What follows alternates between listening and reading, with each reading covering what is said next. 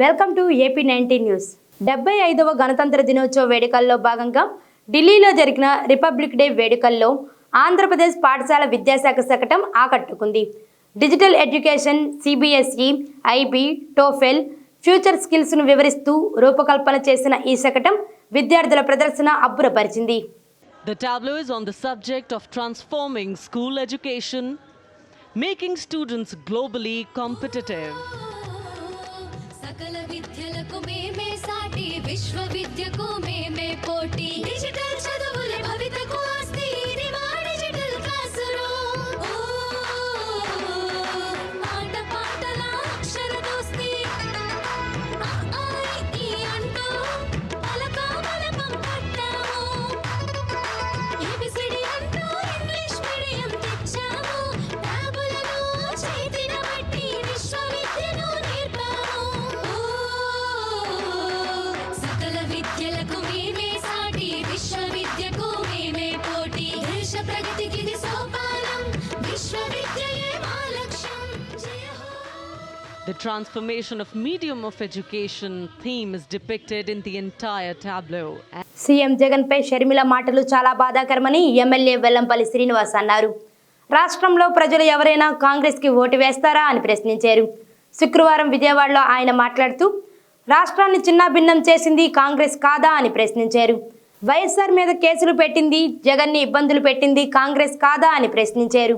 అప్పట్లో వివేకానంద రెడ్డి గారిని మోసం చేశారు కాంగ్రెస్ పార్టీ, ఈరోజు షర్మిలను మోసం చేస్తున్నారు.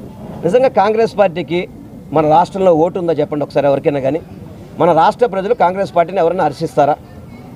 ఈ రాష్ట్రాన్ని అడ్డగోలు విభజించి ఈ రాష్ట్రాన్ని అప్పుల ఆంధ్రప్రదేశ్గా మనకు అప్పుచెప్పి ఈరోజు మనకి కనీసం విభజన చట్టంలో ఈ పోలవరాన్ని కానివ్వండి, అదేవిధంగా రైల్వే జోన్ కానివ్వండి, ప్రత్యేక హోదా కానివ్వండి, సరిగ్గా దాన్ని చట్టబద్ధత చేయకుండా ఈ రాష్ట్రాన్ని మోసం చేసిన పార్టీ కాంగ్రెస్ పార్టీ.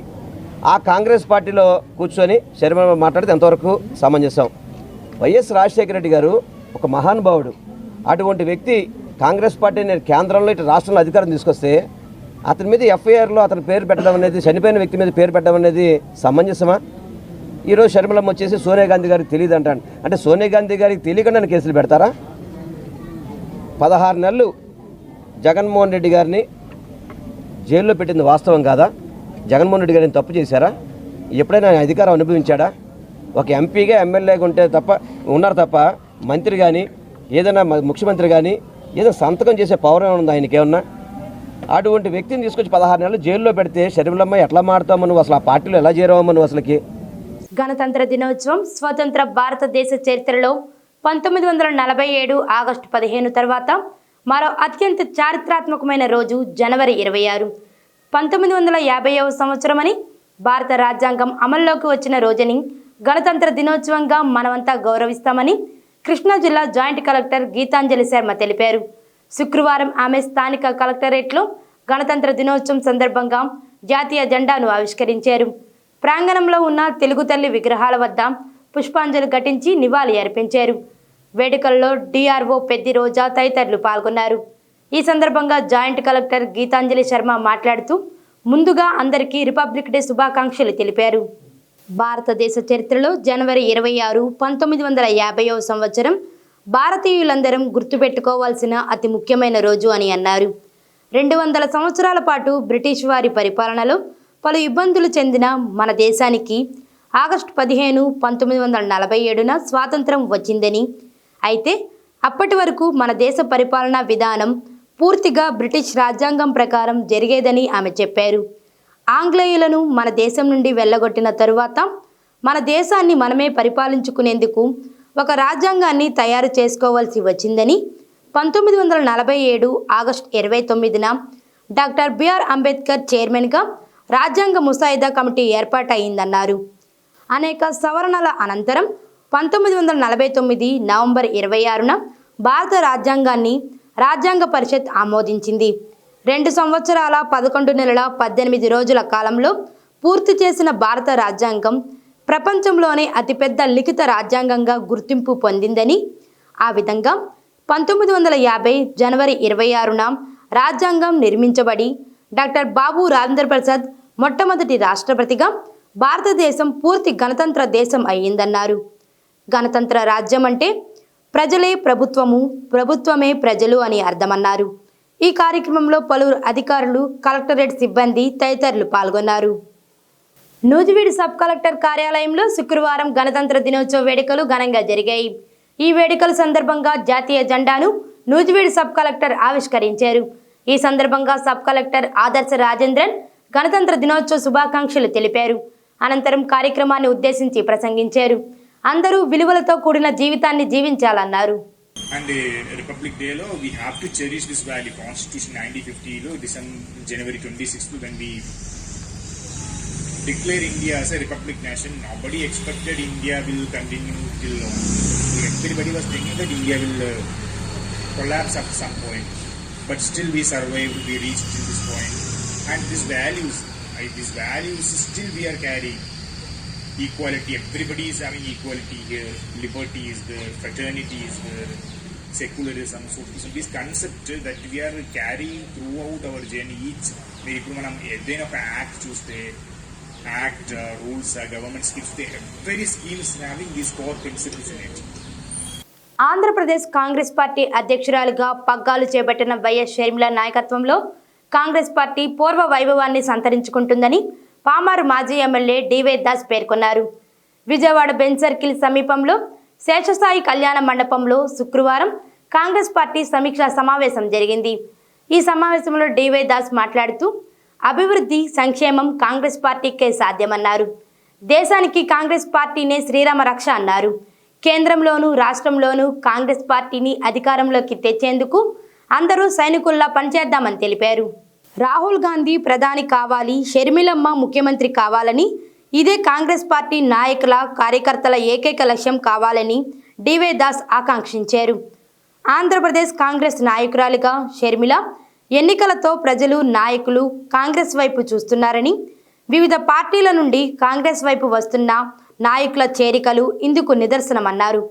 ఈ సందర్భంగా పామారు నియోజకవర్గం నుంచి వైసీపీ, టీడీపీ, జనసేన పార్టీలకు చెందిన పలువురు నాయకులు, కార్యకర్తలు డివై దాస్ ఆధ్వర్యంలో షర్మిల నాయకత్వంలో శుక్రవారం విజయవాడలో జరిగిన కాంగ్రెస్ పార్టీ సమీక్షా సమావేశంలో కాంగ్రెస్ పార్టీలో చేరారు. 75వ భారత గణతంత్ర దినోత్సవ వేడుకల సందర్భంగా గుడివాడ వన్ టౌన్ పరిధిలోని ప్రజలకు మెరుగైన సేవలు అందించినందుకు గాను one town SI P Gautam కుమార్కు మచిలీపట్నంలో శనివారం జిల్లా కలెక్టర్ రాజాబాబు, ఎస్పీ జాషువా చేతుల మీదుగా ఉత్తమ ఎస్ఐ అవార్డును, ప్రశంసా పత్రాన్ని గౌతమ్ కుమార్కు అందజేశారు. టీడీపీ, జనసేన పొత్తుపై పవన్ కళ్యాణ్ కీలక వ్యాఖ్యలు చేశారు. మండపేట, అరకులో చంద్రబాబు అభ్యర్థులను ప్రకటించడాన్ని తప్పుపట్టారు. టీడీపీ 2 స్థానాల్లో అభ్యర్థులను ప్రకటించింది కాబట్టి తాము కూడా రాజోలు, రాజానగరంలో పోటీ చేస్తున్నట్లు జనసేన చీఫ్ పవన్ కళ్యాణ్ తెలిపారు. చంద్రబాబులాగే నాకు ఒత్తిడి ఉంది, అందుకే 2 నియోజకవర్గాల్లో జనసేన పోటీ చేస్తుందని ప్రకటిస్తున్నానని తెలిపారు. పొత్తు ధర్మం ప్రకారం అభ్యర్థులను ఏకపక్షంగా ప్రకటించకూడదన్నారు. బలం ఇచ్చే వాళ్ళం అవుతున్నాం కానీ తీసుకునే వాళ్ళం అవలేకపోతున్నామన్నారు. 2 వ్యక్తులను కలపడం కష్టం కానీ విడదీయడం తేలిక. ఒంటరిగా పోటీ చేస్తే కొన్ని స్థానాలు వస్తాయి, కానీ అధికారంలోకి వస్తామో లేదో తెలియదు అని పేర్కొన్నారు. పొత్తుల్లో ఒక మాట అటు ఇటు ఉన్న 2 పార్టీలు కలిసి ఎన్నికలకు వెళ్తున్నామని పవన్ కళ్యాణ్ అన్నారు. టీడీపీతో పొత్తులో భాగంగా 3వ వంతు సీట్లు తీసుకుంటున్నామని పార్టీ నేతలకు క్లారిటీ ఇచ్చారు. అసెంబ్లీ ఎన్నికలతో ఆగిపోవడం లేదని, భవిష్యత్తులోనూ పొత్తు కొనసాగుతుందని వెల్లడించారు. నేను కూడా ప్రత్యేక పరిస్థితుల్లో వాళ్ళు 2 సీట్లు అనౌన్స్ చేశారు కాబట్టి నేను కూడా 2 సీట్లు అనౌన్స్ చేస్తున్నాను ఈ రోజున. పరిస్థితులు అలాంటివి.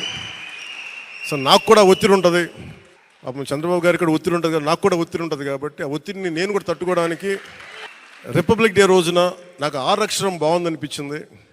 రిపబ్లిక్ డే RRR లాగా రిపబ్లిక్ డే రోజున రాజోలు, రాజానగరం సీట్లు నేను అనౌన్స్ చేస్తాను. విజయవాడ విఎంసీ కార్యాలయంలో శుక్రవారం 75వ గణతంత్ర దినోత్సవాన్ని ఘనంగా నిర్వహించారు. ఈ సందర్భంగా కమిషనర్ స్వప్నిల్ దినకర్ జాతీయ జెండాను ఆవిష్కరించారు. అనంతరం విజయవాడ ప్రజలకు గణతంత్ర దినోత్సవ శుభాకాంక్షలు తెలిపారు. నగరపాలక సంస్థ అధికారులు, సిబ్బంది మరియు నగర ప్రజల సహకారంతో నగరంలో పలు అభివృద్ధి సంక్షేమ కార్యక్రమాలు నిర్వహించామని పేర్కొన్నారు. అందరం భక్తి శ్రద్ధలతో ఆ కార్యక్రమాన్ని జరిపించవలసిందిగా కోరుతున్నాం.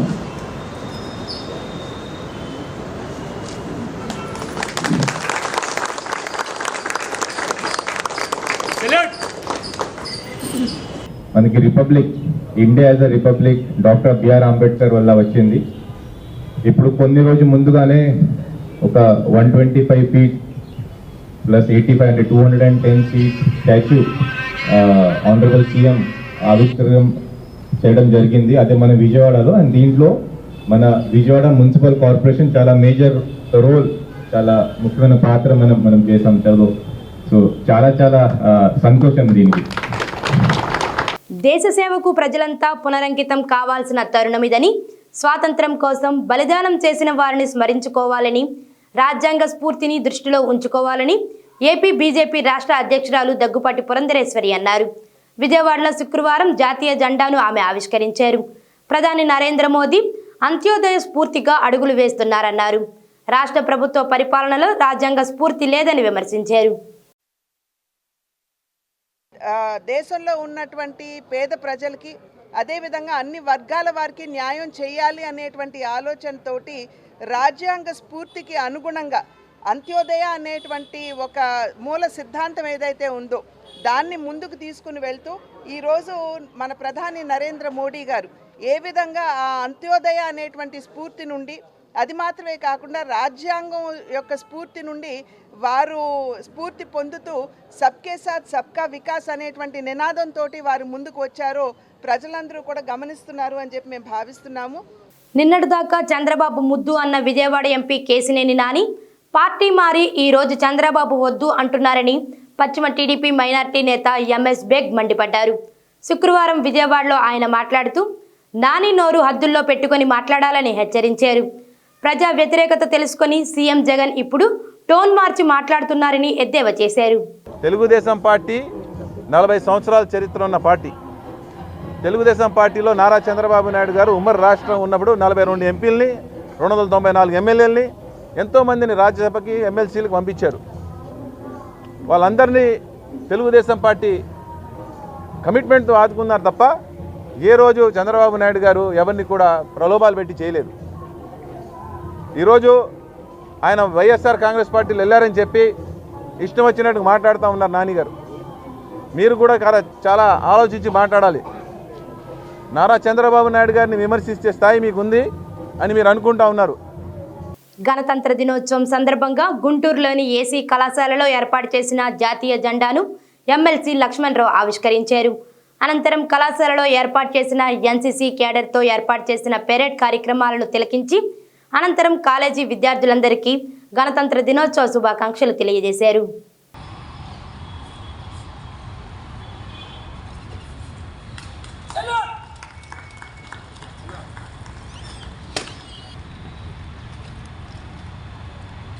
విజయవాడలో గుంటుపల్లి సెంటర్ వద్ద శుక్రవారం రోడ్డు ప్రమాదం చోటు చేసుకుంది.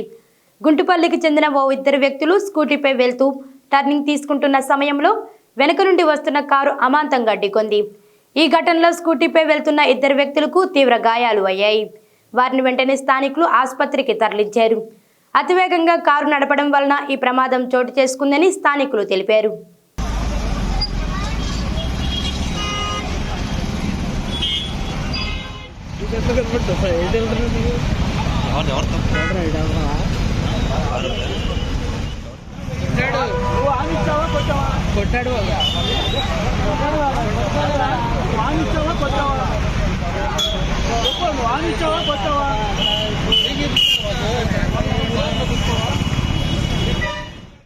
పల్నాడు జిల్లా చిలకలూరుపేట మండలం లింగంగుంట్లు వద్ద జరిగిన రోడ్డు ప్రమాదంలో మహిళ మృతి చెందగా 9 మంది గాయపడ్డారు. ఆటోలో మిరప కూలీలు పనులకు వెళ్తుండగా ఆర్టీసీ బస్సు ఢీకొంది. ఈ ప్రమాదంలో మహిళ మృతి చెందగా మరో 9 మంది కూలీలకు గాయాలు అయ్యాయి. సంఘటన ప్రాంతం బాధితులు ఆర్తనాదాలతో బీదావాహంగా మారింది. క్షతగాత్రులను చిలకలూరుపేట గవర్నమెంట్ ఆసుపత్రికి తరలించారు. రోడ్డు ప్రమాదంపై చిలకలూరుపేట రూరల్ పోలీసులు వివరణ ఇచ్చారు.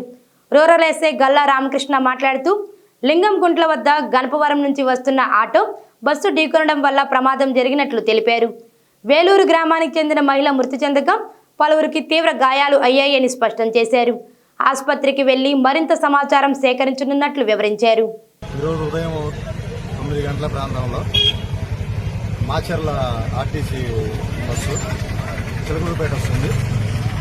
అదే క్రమంలో లింగంగుంట్ల దగ్గర ఇటు గణపవరం దారిలో నుంచి ఆటో రావడం వల్ల ఈ రెండు ఢీకొనడం వల్ల యాక్సిడెంట్ జరిగింది. ఇక్కడ ఒక లేడీ చనిపోయింది, కొంతమందికి ఇంజురీస్ అయ్యాయి, వాళ్ళని గవర్నమెంట్ హాస్పిటల్ షిఫ్ట్ చేయడం జరిగింది. ఫర్దర్గా ఎవరి ఇన్వెస్టిగేషన్లో ఎలా ఏంటనేది. కృష్ణా జిల్లా మచిలీపట్నంలో శుక్రవారం చలికాలంలో వర్షం పడటంతో ప్రజలు ఒకంత అసహనానికి గురయ్యారు. ఒకసారిగా మారిన వాతావరణంతో రోడ్ల ప్రక్కన వ్యాపారాలు చేసుకునే వర్తకులు ఇబ్బందులు పడ్డారు. అరగంట ఎడతెరిపి లేని వర్షం కురియటంతో రహదారులు జలమయమయ్యాయి. ఒక ప్రాంతంలో వర్షం కురుస్తూ మరొక ప్రాంతంలో ఎండ వాతావరణం ఉండటంతో ప్రజలు ఆశ్చర్యం వ్యక్తం చేశారు.